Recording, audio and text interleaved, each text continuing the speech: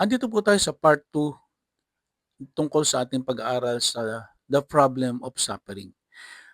May mga maling paniniwala na kapag may problema ang isang tao, tiyak na may kasalanan siyang nagawa. Itinuwid ito ni Jesus nang pag-usapan niya ang lalaking ipinanganak na bulag. Yun ay bulag dahil ang kanyang mga magulang ay may kasalanan.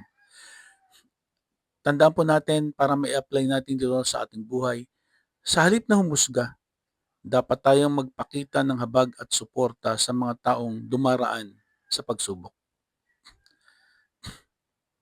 Nakakita ka na ba ng taong hinusgahan dahil sa kanyang paghihirap?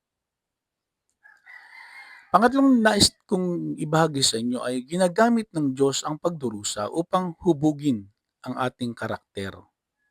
Sa Romans chapter 5 verse 3 and 4, ang pagtitiis ay nagbubunga ng katatagan ng pagkatao. Ibig sabihin noon, hindi sinasabi ng Biblia na mabuti ang pagdurusa mismo.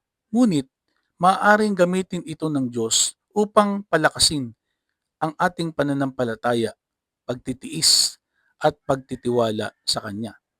Halimbawa, sa Biblia, si Job. Nawalan siya ng pamilya, ari-arian at kalusugan, ngunit nanatili siyang tapat sa Diyos.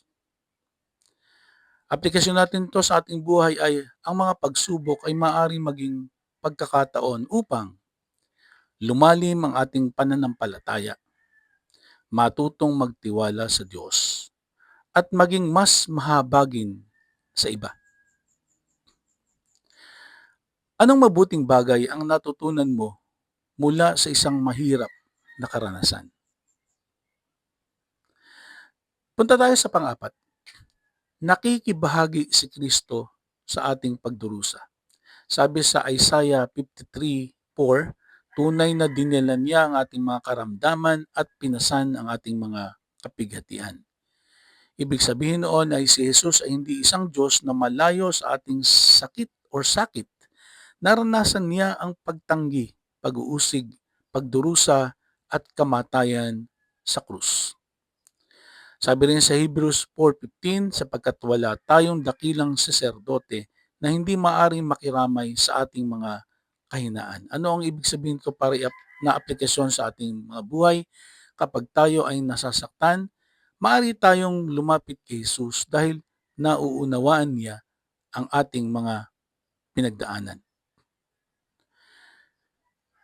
Susunod po nating tatalakayin sa part 3 ay mag-start tayo sa may layunin ang Diyos kahit hindi natin ito agad nakikita. Hanggang dito na lamang po muna tayo. To God be the glory.